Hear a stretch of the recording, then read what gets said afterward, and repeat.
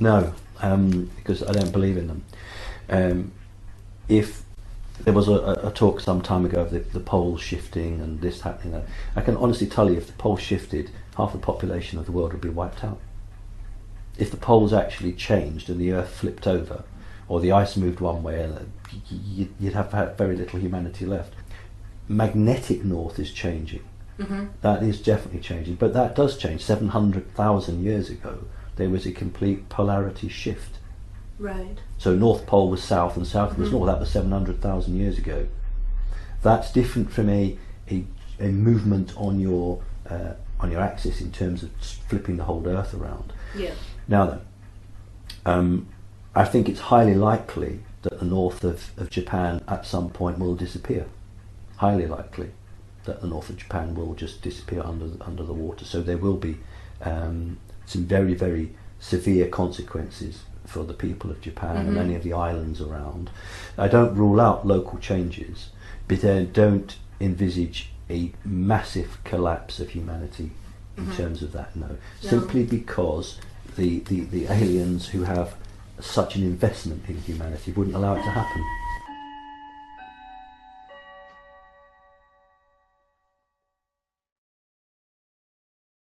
Very good question, actually. They have to be within a few thousand miles. Just a few thousand? Yes.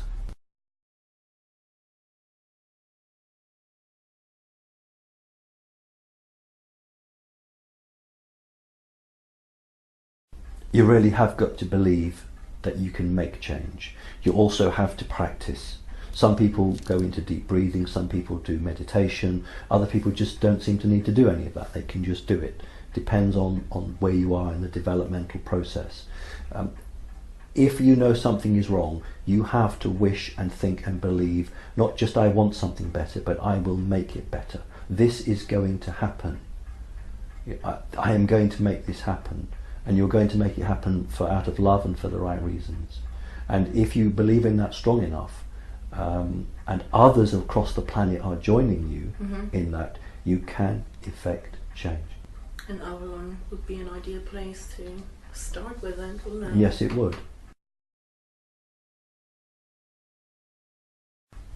For instance, for me, passive resistance is if you know that the Americans have many, many, many hundreds of thousands or millions of rounds of dum-dum bullets for the sole intention of arming elite units of troops and then causing as much death as they can.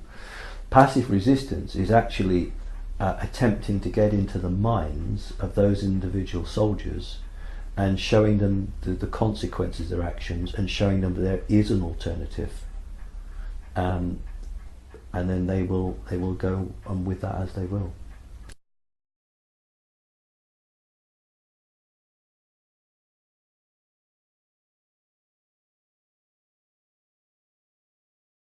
I've always made it clear everywhere that I don't say that people need to create violence to prevent this.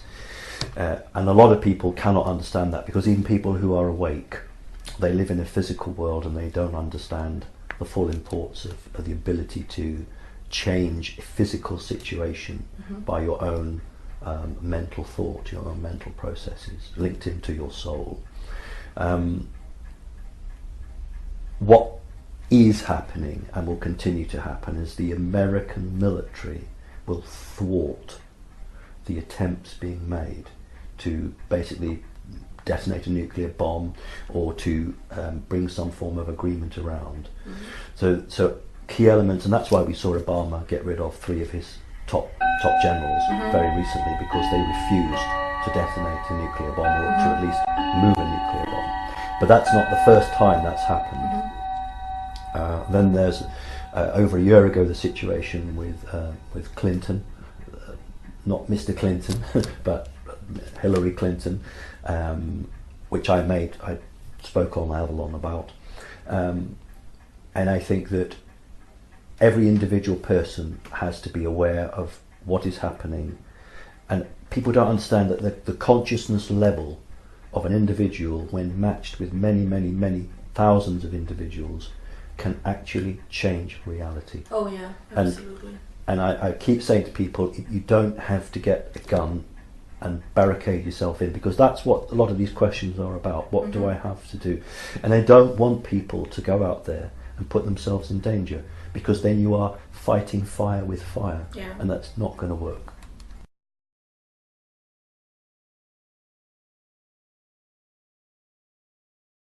When humanity was first kicked off, very, very few people remembered who they were. Now we are 2013, and there are quite a lot of people over the planet who have woken up and remembered who they are, become aware of who they are. And it's that tipping point. It's about those people projecting their vision, their reality, and others who are not yet awake picking up on that. So these people are, it's like if you put if you have a barrel full of, let's just say, red coloured balls, and you put a blue one in, and then one of the red ones turns blue, and over a period of time the colour change is perceptible. So the larger group begin to change its dynamic, and that's what's happening with the people over the earth who are imprinting, is a good word to use, values and ideals which force others to change. And I say force, they don't mean force as in force with a gun, but force, they look in themselves and they'll look to see what is around them and say, I choose not to do this, but I choose to do that. And that is what's happening. So in the mix, yeah, it is, that's a very good word, we are in the mix. But people are doing a good job.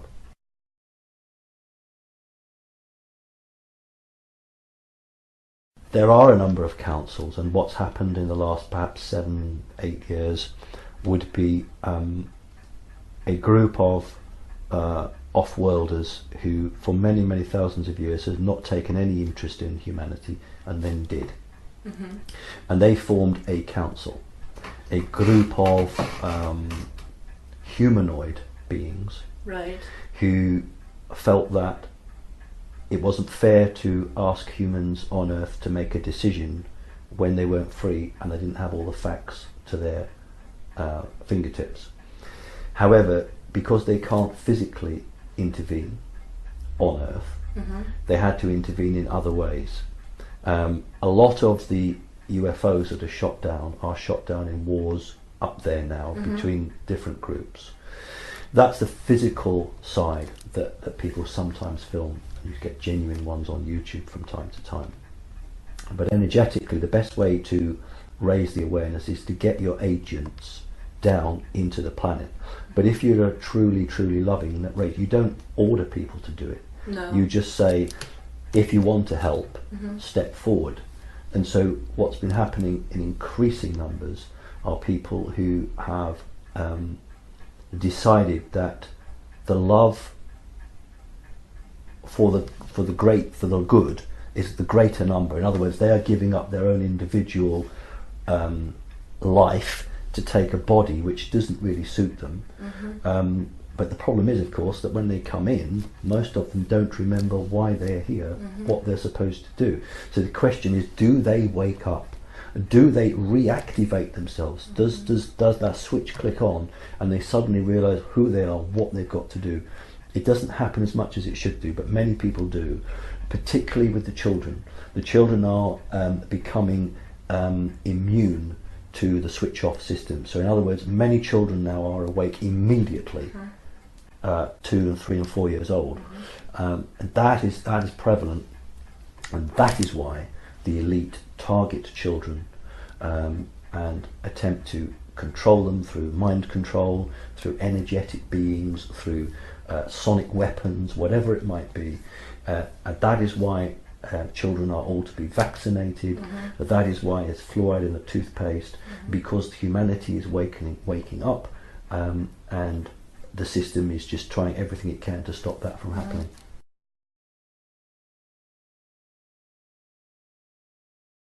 Well, they originally did, because if everything goes to plan, we will end up 5th, 6th, 7th, 8th dimension.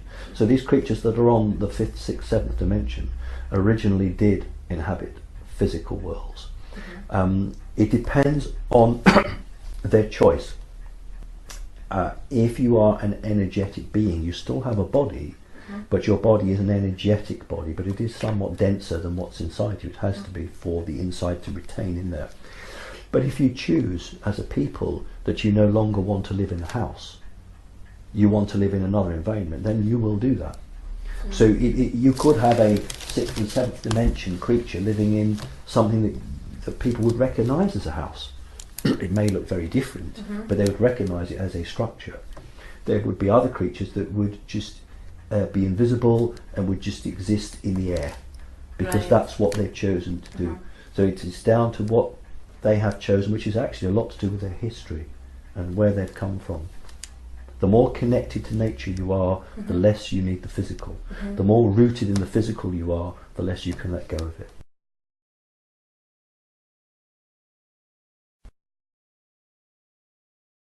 Yes.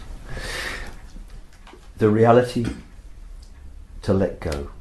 Yes. For humans to let go of what they've only known since they were children, to what they've only been told, to let go of putting their trust in others, putting their trust in the physical world, and to trust themselves, and to find others that they can actually trust as well, and connect with those people, and just believe in good, can change timelines, can change reality. Absolutely. And that's what it's always been about here. It's about enough people getting off their backsides, as we say in Britain, and evolving and changing and grasping the opportunities.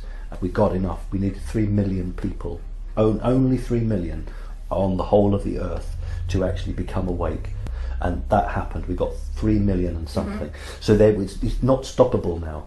The whole point is it's going to happen, but the question is, how rough will that ride be? How rough is that ride going to be? And that is the real issue.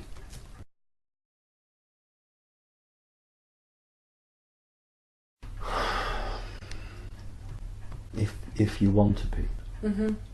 That's all I can say. If you want to be, you will. Yeah.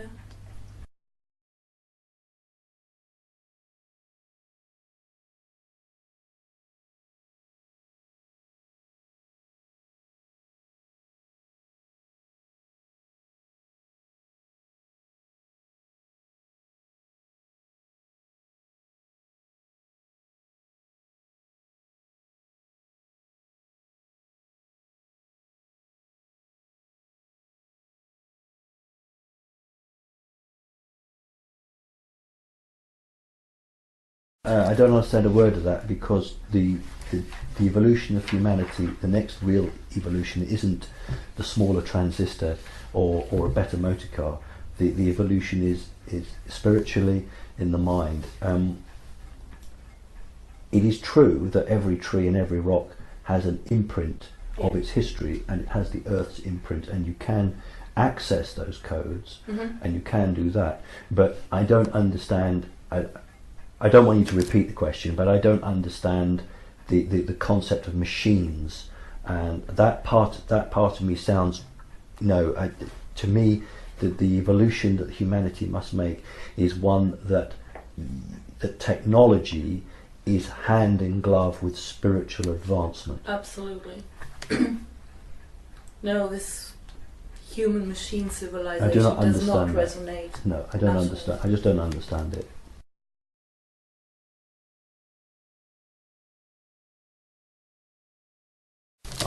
No, that's not quite right. Not in Christianity. In the Garden of Eden, the story is put about that God pushed out Adam and Eve from the Garden of Eden, and what loving God would actually do that? Yeah. It goes back to the early question you asked about the Sumerian clay tablets. The story is that we were created by the reptile race, the Anunnaki. Therefore, we need to be very humble and very thankful. What I was told was that wasn't the case at all. The creature that is the reptilian king lord is not our God whatsoever, and it was just made very clear to me that he was not our creator.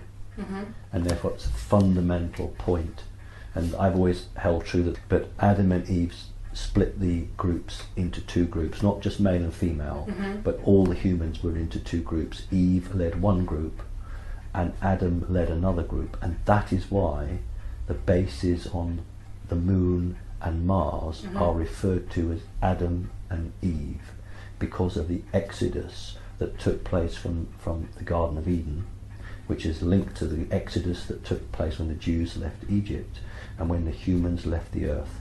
Adam and Eve are the bases. So what happened was that Adam and Eve took the humans away because they found out that the creature they had called their Lord God was in fact not their Lord God. And this is where you get the word, and you know, I do have to be careful because I respect people's religion, and I'm not about trying to hurt them or upset them. You know, our God in heaven, and reality where there were 5 or 6 places around Mesopotamia and possibly South America which were safe havens, and in the one in Eden was the God, so he was the God in haven, he was the God in the safe haven, and that's where we get our God in haven from. And it's a massive realization when the thing that you have thought made you actually didn't. And that's what caused the great schism, and that's why the reptile lord was saying, who's told you? How did you find out? Who has told you? And this is where you get the two reptiles, the one working against the other, one maintaining the status quo and the other trying to break the status quo up. And that's where that comes from. Kind of sounds a bit like Inky and Enlil. I haven't had those names, but I know there was one father and 2 sons. Yes. But I don't ever recall the names.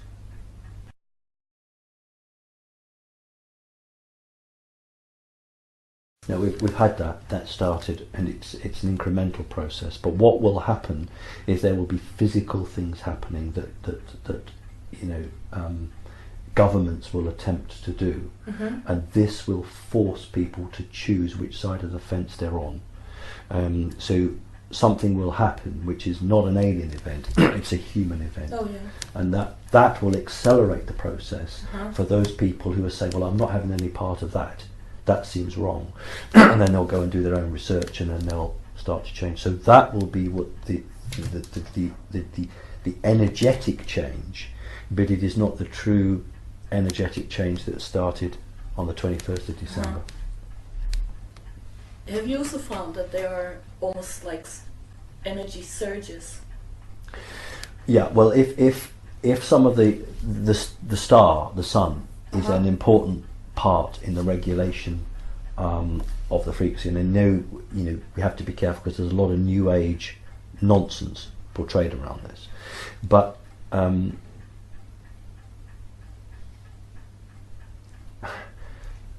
it can be altered to speed up the process. Things can be done to speed up the process.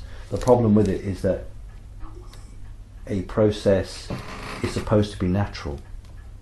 Right. And if you interfere with a natural process too far, then it's not free will. But there will be certain peaks that are occurring which are not totally natural, which are designed to speed up, I call it level the playing field quicker. Because we're running out of time, you see, in terms of that. We've got to level the playing field. Humans have got to be in a position where they have all the information to make a choice. Right. Because if they don't make that choice within a few years, it'll be too late anyway.